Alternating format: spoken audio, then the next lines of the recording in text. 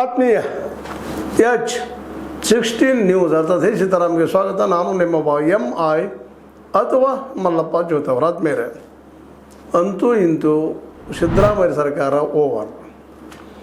In start of the DK Shivakumar ಪ್ರಮಾಣ ವಚನ 3ನೇ ತಾರೀಕು ಸಾಯಂಕಾಲ ಅಂತ. ಅದು ಸರಳವಾಗಿ ಅದು ಕೆಲವ ತಮ್ಮ ಶಾಸಕರೊಂದಿಗೆ ಭಾಳ ಸಂತೋಷ ಪಡುವಂಥ ವಿಷಯ ಇದು. ಯಾಕಂದರೆ ವನ ಆಡಂಬರ ಮತ್ತೇನು ಮಾಡುವಂಥದ್ದು ಇವೆಲ್ಲ ಅನಗತ್ಯ ಅಂತ.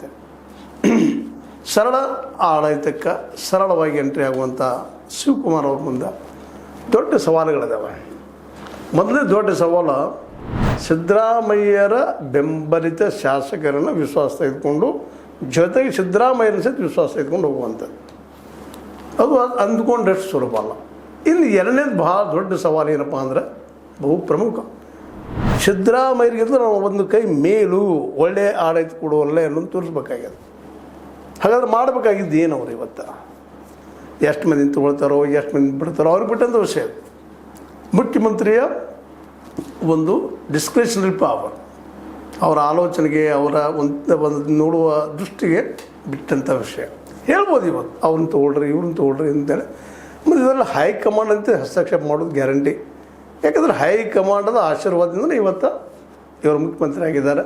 ಅಂದರೆ ಇದರ ಅರ್ಥ ಇಲ್ಲಿ ಯಾರನ್ನು ತೆಗೆದುಕೊಂಡ್ರು ರಾಹುಲ್ ಗಾಂಧಿಯವರ ಒಪ್ಪಿಗೆ ಇಲ್ಲದೆ ಯಾರನ್ನು ತೊಗೊಳ್ಳಿಕ್ಕೆ ಸಾಧ್ಯ ಇಲ್ಲ ಅನ್ನೋದು ಅಷ್ಟು ಸತ್ಯ. ಅಂದರೆ ಇದರ ಅರ್ಥ ಇಂಡೈರೆಕ್ಟಾಗಿ ರಾಹುಲ್ ಗಾಂಧಿಯವರು ಸಹ ಆಡಳಿತ ಮಾಡಿದಂಗೆ.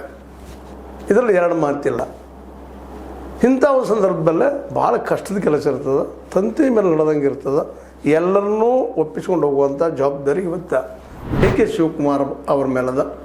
ಅದನ್ನು ಅವ್ರು ನಿಭಾಯಿಸ್ತಾರ ಅನ್ನುವಂಥದ್ದು. ಯಾಕಂದ್ರೆ ಈಗ ಒಂದು ದೊಡ್ಡ ವ್ಯಾಕ್ಯೂಮ್ ನಿರ್ಮಾಣ ಆಗ್ಯದ. ಸಿದ್ದರಾಮಯ್ಯರಂಥ ಒಂದು ದೊಡ್ಡ ಶಕ್ತಿ ಗ್ಯಾರಂಟಿಗಳನ್ನು ಕೊಟ್ಟು ಎಲ್ಲ ಸೇರಿಸಿಕೊಂಡು ಹಾನಿ ಆಗದಂಗೆ, ಖಜಾನೆ ಖಾಲಿ ಆಗದಂಗೆ ಉಳಿಸ್ಕೊಂಡು ಹೊಂಟಂಥ ಅವರ ಆರ್ಥಿಕ ನೀತಿ ನೋಡ್ರಿ. ಇವತ್ತು ರಾಷ್ಟ್ರ ಮಟ್ಟದಲ್ಲೇ 2014 ಪೂರ್ವದಲ್ಲಿ ಮನಮೋಹನ್ ಸಿಂಗ್ ಸರ್ಕಾರ ಇತ್ತು. ಅದರ ನಂತರ ಇವತ್ತಿನವರೆಗೆ ನಮ್ಮ ಮೋದಿಯವ್ರ ಸರ್ಕಾರದ.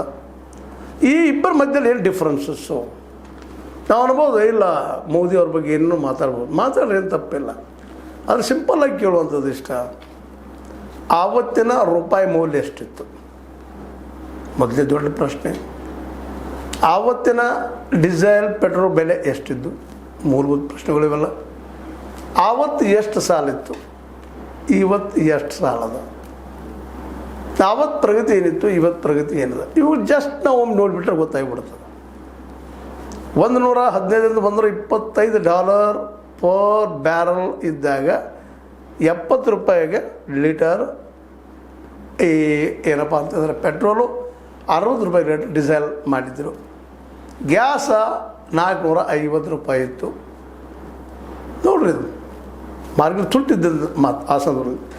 ಇವತ್ತು ಈಗೇನು ಯುದ್ಧ ನಡೆದ ಸಂದರ್ಭದಲ್ಲೂ ಸಹ ನೆಲಕ್ಕೆ ಒಂದು $105, $110, $115 ತನಕ ಇತ್ತು.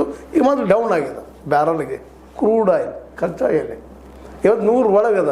ಆದರೂ ಇವತ್ತು ಬೆಲೆ ಎಷ್ಟು? 1 ಲೀಟರ್ ಪೆಟ್ರೋಲಿಗೆ $110, $7 ಹೆಚ್ಚು ಮಾಡಿದ್ರು. 110, 11 ಆಗ್ಬೋದು ಬೇರೆ ಕಡೆ ಎಲ್ಲ ಕಡೆ ಆಲ್ ಆರ್ ಎವರೇಜ್. ಡೀಸೆಲ್ 100 ಎಡಬಲ. ರೂಪಾಯಿ ಮೌಲ್ಯ ಆವತ್ತು ಎಷ್ಟಿತ್ತು? $60, $70 ಇತ್ತು. ಇವತ್ತು 97 ಅಥವಾ 100 ದಾಟ್ತಾ ಇದೆ. ಸ್ವತಂತ್ರವಾದ ಮೀಡಿಯಾಗೆ ಬೇಕಾಗಿರುವುದು ಸ್ವತಂತ್ರ ಧ್ವನಿ. ಆ ಸ್ವತಂತ್ರ ಧ್ವನಿ ಉಳಿಸಲು ನೀವು ಮಾಡಬೇಕಾದದ್ದು ಇಷ್ಟೇ. ಅದೇನಪ್ಪಾ ಅಂತಂತಂದ್ರೆ ನಿಮ್ಮ ಕೈಲಾದಷ್ಟು ಸಹಾಯ ಈ ಚಾನಲ್ಗೆ ಮಾಡಿ ಹಾಗೂ ನಿಮ್ಮ ಧ್ವನಿಯನ್ನು ಕಾಪಾಡಿಕೊಳ್ಳಿ. ಅಂದ್ರೆ ಗೊತ್ತಾಗ್ಬಿಡ್ತದೆ ಮನಮೋಹನ್ ಸಿಂಗ್ ಏನು ಮಾಡಿದ್ರೆ ಆಡಳಿತ ಕೊಟ್ಟರು, ಇವತ್ತು ಮೋದಿ ಏನು ಕೊಟ್ಟರು. ಅಂದ್ರೆ ಇಬ್ಬರ ಮಧ್ಯೆ ಲಾಟ್ ಆಫ್ ಡಿಫ್ರೆನ್ಸಸ್. ಆವತ್ತು 32 PSUಗಳು ಸರ್ಕಾರದ ಅಂಡದಲ್ಲಿದ್ದು, ಇವತ್ತು ಇಲ್ಲ. ಅವತ್ತು ಒಂದಿಷ್ಟು ಉದ್ಯೋಗಗಳಿದ್ದು, ಇವತ್ತು ಇಲ್ಲ. ಅವತ್ತು 13 ಲಕ್ಷ ಜನ ಬ್ಯಾಂಕರ್ಸ್ ಬ್ಯಾಂಕ್ನಲ್ಲಿ ಕೆಲಸ ಮಾಡ್ತಾಯಿದ್ರು, ಇವತ್ತು 7 ಲಕ್ಷ ಜನ ದುಡಿತಾ ಇದ್ದಾರೆ. ಉದ್ಯೋಗ 1.5 ಕೋಟಿಗೂ ಹೆಚ್ಚು ಕಡಿಮೆ ಸರ್ಕಾರಿ ನೌಕರರಲ್ಲಿ ಕಡಿಮೆ ಆಗಿದೆ. ಇವೆಲ್ಲ ಡಿಫ್ರೆನ್ಸಸ್. ಅದೇ ರೀತಿ ಇವತ್ತು ಸಿದ್ದರಾಮಯ್ಯ ಬಿಟ್ಟು ಹೋಗಿ ಮುಂದೆ ಸಾಲ ಆಗಿದೆ ಇಲ್ಲಂತಲ್ಲ, ಆದರೆ ಲಿಮಿಟ್ ಇದ್ದಿಲ್ಲ, ಲಿಮಿಟ್ ಮೀರಿಲ್ಲ. ಮತ್ತು ಸಾಲದೊಂದು ಮಾತು ಬಂತು ನೆನಪಿಗೆ. ಆವತ್ತು 54 ಲಕ್ಷ ಕೋಟಿ ರೂಪಾಯಿ ಸಾಲ ಇದ್ದರೆ ಅದೇ ರೋಡ್ ಅಂತ ಹೇಳ್ತಾಯಿದ್ರು. ಇವತ್ತು 250 ಲಕ್ಷ ಕೋಟಿ ಸಮೀಪ ಬಂದಂತೇಳಿ IMF ಹೇಳ್ತಾ ಇದ್ರು. ಯಾರ್ದು ಆಡಳಿತ ಇವತ್ತು ಸಹಿತ ಕಂಪ್ಯಾರಿಸನ್ ಆಗುವಂಥದ್ದು. ಇವತ್ತು ಗ್ಯಾರಂಟಿ ಕೊಟ್ಟಿದ್ದಾರೆ ಮೋದಿ ಸಿದ್ದರಾಮಯ್ಯನವರು, ಜೊತೆಗೆ ಬ್ಯಾಲೆನ್ಸ್ ಶೀಟ್ ಹೊಂಟಿದ್ದಾರೆ, ಎಲ್ಲ ಆಡಳಿತ ಸರಿಯಾಗಿ ಸುರಕ್ಷತೆ ನಡೆಸ್ಕೊಂಡು ಹೊಂಟಿದ್ದಾರೆ. ಹೇಳ್ಬೋದು ಇಲ್ಲ ನಿರುದ್ಯೋಗ ಅಂದರೆ ಅದು ಇದು ಅದಕ್ಕೆ ಒಂದೇ ಕಾರಣ ಅಲ್ಲ, ಸ್ಟೇಟ್ ಗೌರ್ಮೆಂಟ್ ಒಂದೇ ಅಲ್ಲ, ಅದ್ರ ಜೊತೆಗೆ ಸೆಂಟ್ರಲ್ ಕೆಲವು ಟ್ಯಾಕ್ಸ್ ಬರಲಾರ್ದು ಮಾಡಲಾರ್ಸೋದು 108 ಕಾರಣಗಳಿದ್ದಾವೆ.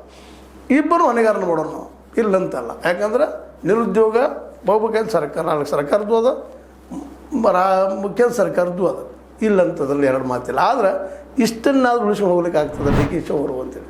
DKC ಅವರ ಮುಂದಿರುವಂಥ ಸವಾಲುಗಳು ಭಾಳಷ್ಟು ಇದ್ದಾವೆ. ಒಂದನೇದ್ದು ಪಕ್ಷದಲ್ಲಿ ಹೊಂದಾಣಿಕೆ ಮಾಡ್ಕೊಂಡು ಹೋಗುವಂಥದ್ದು, ಎರಡನೇದ್ದು ಅವ್ರು ಒಕ್ಕಲಿಗ ಸಮುದಾಯ ಬಂದಿಂದ ಬರೋದರಿಂದಾಗಿ ಅವ್ರನ್ನ ವಿಶ್ವಾಸ ಇಟ್ಕೊಂಡು ಕೊನೆಗೆ ನಮ್ಮ ಇವರು ಸಿದ್ದರಾಮಯ್ಯನವ್ರು ಬಿಟ್ಟು ಹೋದಂಥ ಮೀಸಲಾತಿ ಅಂದರೆ ಹಿಂದುಳಿದವ್ರ ಮೀಸಲಾತಿ ಬಗ್ಗೆ ಅನುಷ್ಠಾನಗೊಳಿಸ್ಬೇಕಾಗಿದೆ. ಯಾಕಂದ್ರೆ ಅವ್ರ ಮತಗಳು ಅಷ್ಟೇ ಇಂಪಾರ್ಟೆಂಟ್ ಇದ್ದಾವೆ.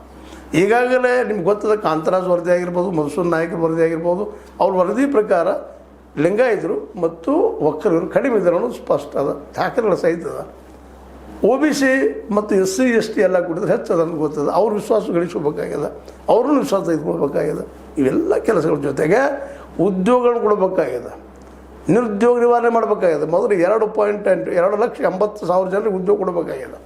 ಅವ್ರನ್ನ ಸೆಲೆಕ್ಷನ್ ಮಾಡಲೇಬೇಕಾಗ್ಯದ ನಾಳೆ ಬರುವ ಇಲೆಕ್ಷನ್ದೊಳಗೆ. ಇಲ್ಲಾಂದ್ರೆ ಅದೇ ದೊಡ್ಡ ಇಶ್ಯೂ ಆಗೋದ್ರೆ ಎರಡು ಮಾತಿಲ್ಲ. ಇವತ್ತು ಶುರುವಾಗಿದೆ ನಿಧಾನಕ್ಕೆ ಗ್ಯಾರಂಟಿ ಬೇಕಾಗಿಲ್ಲ, ಉದ್ಯೋಗ ಕೊಡ್ರಿ ಎಲ್ಲರಿಗೂ ಅಂತೇಳಿ. ಅದು ಅಷ್ಟು ಸತ್ಯದ. ಈ ಗ್ಯಾರಂಟಿ ಉಳಿಸಬೇಕು, ಅವ್ರು ಉದ್ಯೋಗ ಕೊಡಬೇಕು. ಈಗಾಗಲೇ 56,000 ಉದ್ಯೋಗ ಮಾಡಿ ಕೊಡ್ತೀವಿ ಅಂತ ಹೇಳಿದ್ರಿ, ಅದು ಕಾರ್ಯರೂಪಕ್ಕೆ ಬರಬೇಕು. ಯಾಕೆ ಮೊದಲು ಹೇಳ್ತಾ ಇದ್ದೀನಪ್ಪ ಅಂದ್ರೆ, ಸಿದ್ದರಾಮಯ್ಯರಿಗಿದ್ದು ನಾವು ಒಳ್ಳೆ ಆಡಳಿತ ಕೊಡಬಲ್ಲೆ, ಭ್ರಷ್ಟಾಚಾರ ಕಡಿಮೆ ಆಗಬೇಕಾಗಿದೆ ಪ್ರತಿಯೊಂದರಲ್ಲಿ, ಅದನ್ನ ಮಾಡಬೇಕಾಗ್ಯದ. ಇದೆಲ್ಲ ಅಂದುಕೊಂಡ್ರೆ ಸುಲಭವಿಲ್ಲ. ಇವೆಲ್ಲ ಅವ್ರ ಮುಂದಿರುವಂಥ ಚಾಲೆಂಜ್, ಮುಳ್ಳಿನ ಹಾದಿಗಳೆಲ್ಲ ಇವು. ಇದರೊಂದಿಗೆ ಮುಂಬರುವ 2028 ಚುನಾವಣೆ ಜೊತೆಗೆ 29 ಚುನಾವಣೆಗೆ ಎರಡು ತಯಾರಿಯನ್ನು ಮಾಡಬೇಕಾಗಿದೆ. 28 ಅಂತ ಗೆಲ್ಲೇಬೇಕಾಗಿದೆ. ಇದೆಲ್ಲ ಆಗಬೇಕಾಗಿತ್ತಪ್ಪ ಅಂದ್ರೆ ಸಿದ್ದರಾಮಯ್ಯರಿಗಿದ್ದು ಒಳ್ಳೆ ಆಡಳಿತ ಕೊಡಬೇಕಾಗ್ಯದ. ಜೊತೆಗೆ ರೈತರಿಗೆ ಮಾರ್ಕೆಟ್ ಕೊಡುವಂಥದ್ದು, ಅಥವಾ ರೈತರ ಕುಟುಂಬಗಳಿಗೆ ಹೇಳಿದರಿಗೆ ಶಿಕ್ಷಣ ಮತ್ತು ಆರೋಗ್ಯ, ಬರೀ ಕೇವಲ ಅವ್ರಿಗೆ ಅಷ್ಟಲ್ಲ, 90% ಇರ್ತಿರುವಂಥ ಈ ಕೂಲಿ ಕಾರ್ಮಿಕರಿಗೆ ರೈತರಿಗೆ ಉದ್ಯೋಗ ಸೃಷ್ಟಿಯಾಗುವಂಥದ್ದು ಮತ್ತು ಅವ್ರ ಮಾರ್ಕೆಟ್ ಅವ್ರಿಗೆ ಸಿಗುವಂಥ ವ್ಯವಸ್ಥೆ ಮಾಡಬೇಕಾಗಿದೆ. ಇವೆಲ್ಲವೂ ಇವ್ರ ಮುಂದಿರುವಂಥದ್ದು. ಅದಕ್ಕಿಂತ ಹೆಚ್ಚು ಇತ್ತೀಚೆಗೆ ನಮ್ಮ ರೈತ ಸಂಘದವ್ರು ನಿಧಾನಕ್ಕೆ ಎಚ್ಚರಗೊಂಡಿದ್ದಾರೆ. ಇವತ್ತು ನಮ್ಮ ನೀರು ಬೇಕು ಅಂತ ಕೇಳ್ತಾ ಇದ್ದಾರೆ, ಜೊತೆಗೆ ಮಾರ್ಕೆಟ್ ಕೇಳ್ತಾ ಇದ್ದಾರೆ. ಅದರತ್ತ ಗಮನ ಹರಿಸಬೇಕಾಗಿದೆ. ಇವೆಲ್ಲ ಮಾಡಿದಾಗ ಸಿದ್ದರಾಮಯ್ಯರಿಗಿಂತ ಒಂದು ಹೆಜ್ಜೆ ಮುಂದೆ ಹೋಗುವಂಥ ಸಾಧ್ಯತೆ ಇದ್ದೇವೆ. ಇಲ್ಲಾಂದ್ರೆ ಯಾವುದೂ ಆಗದೆ ಹೋದರೆ ಇವತ್ತು ನಮ್ಮ ಮೋದಿಯವ್ರು ಮಾಡೋದು ತಪ್ಪುಗಳು ಮಾಡ್ತಾ ಹೋಗಿಬಿಟ್ರೆ, ವೈಭವಪೂರ್ಣವಾದ ಇದಪ್ಪ ಆಡಳಿತ ಅನ್ನೋಂಗೆ ಹೇಳಿದ್ರು ಅವರು. ಗುಡ್ ಗವರ್ನೆನ್ಸ್ ಅಂತೇಳಿ ಹೆಚ್ಚು ನಾವು ಗವರ್ನೆನ್ಸ್ ಮಾಡ್ತೀವಪ್ಪ, ಕಡಿಮೆ ಗೌರ್ಮೆಂಟ್ ಮಾಡ್ತೀವಿ ಅಂತ ಹೇಳಿದರು. ಅದ್ರ ಜೊತೆಲ್ಲ ತದ್ವಿರುದ್ಧದ. ಅದಕ್ಕೆ DK ಶಿವಕುಮಾರ್ ಅವ್ರ ಮುಂದಿರುವಂಥ ಚಾಲೆಂಜ್ ಭಾಳಷ್ಟು ಇದ್ದಾವೆ. ಅದಕ್ಕಾಗಿ ಇರುತ್ತಿರುವಂಥ ಮೊದಲನೇದು ಸಿದ್ದರಾಮಯ್ಯರ ವಿಶ್ವಾಸ ಗಳಿಸಿಕೊಂಡು ಈ ಆಡಳಿತದ ಮೇಲೆ, ಅದಕ್ಕಿಂತ ಹೆಚ್ಚು ಅರ್ಥವ್ಯವಸ್ಥೆ ಮೇಲೆ ತನ್ನ ಹಿಡಿತವನ್ನು ಸಾಧಿಸೋ ಜೊತೆಗೆ ನಿರುದ್ಯೋಗಿಗಳಿಗೆ ಉದ್ಯೋಗ ಉಳಿಸುವಂಥ ಕೆಲಸ ಮಾಡಿದ್ದಾರೆ. ಗ್ಯಾರಂಟಿಗಳ ಜೊತೆಗೆ ಉದ್ಯೋಗ ಸೃಷ್ಟಿ ಮಾಡಿದ್ದಾರೆ. ಶಿಕ್ಷಣ ಫ್ರೀ ಅಪ್ ಟು 10+2 ತನಕ ಮಾಡಿದ್ದಾರೆ. ನಿಶ್ಚಿತವಾಗಿಯೂ 2022 ಗೆಲ್ಲುವ ಅವಕಾಶ ಇರ್ತದೆ. ಅದು ಒಂದು ಮಾತನ್ನು ತಿಳ್ಕೊಬೇಕಾಗ್ಯದ. ಗ್ಯಾರಂಟಿಗಳ ಘೋಷಣೆಯನ್ನು BJP ಸಹಿತ ಮಾಡುವ ಎಲ್ಲ ತಯಾರಿ ನಡೀತದೆ. ಗ್ಯಾರಂಟಿಗಳ ಜೊತೆಗೆ ಈಗಾಗಲೇ ಅಶೋಕ್ ಅವ್ರು ಹೇಳಿದ್ರೆ ನಾವು ತಪ್ಪು ಮಾಡಿದ್ದೀವಿ, ಅದನ್ನು ತಿದ್ದುಕೊಳ್ತೀವಿ ಅಂತೇಳಿ. ನೀವು ಎಷ್ಟು ಗ್ಯಾರಂಟಿ ಹೇಳ್ತೀರಿ, ಅದಕ್ಕೆ ಹೆಚ್ಚು ಗ್ಯಾರಂಟಿ ಅವ್ರು ಘೋಷಣೆ ಮಾಡ್ತಾರೆ, ತರ್ತಾರ ಇಲ್ಲೋ ನಂತರದ ಮಾತು. ಅದು ಜನರಿಗೆ ಮೂಡಿ ಮಾಡುವಲ್ಲ. ವಿರೋಧ ಪಕ್ಷದಲ್ಲಿದ್ದಾಗ BJP ಭಾಳ ಸ್ಟ್ರಾಂಗ್ ಇರ್ತದೆ, ಅದು ಎಂದೂ ಮರಳಿ ಆಗಲಾರಂಥ ವಿಷಯ. ಇದೆಲ್ಲ ನೆಲೆಯಲ್ಲಿ ಮುಖ್ಯಮಂತ್ರಿ ದೊಡ್ಡ ಆಂಬಿಷಿಯಸ್ ಇದ್ದರು, ನಮ್ಮ DKC ಅವರು ಪಡ್ಕೊಂಡಿದ್ದಾರೆ. ಅದನ್ನು ಕಿತ್ತುಕೊಳ್ಳೋದು ಕೇಳಿಸ್ಕೊಳ್ಳದೆ ಇರುವಂಥದ್ದು ಎರಡು ಕೆಲಸ ಅವ್ರು ಮಾಡಬೇಕಾಗಿದೆ. ಯಾಕಂದ್ರೆ ಅವ್ರ ವಿರೋಧಿಗಳು ಅಷ್ಟೇ ಪ್ರಮಾಣದಲ್ಲಿ ಬೆಳೀತಾ ಇದ್ದಾರೆ.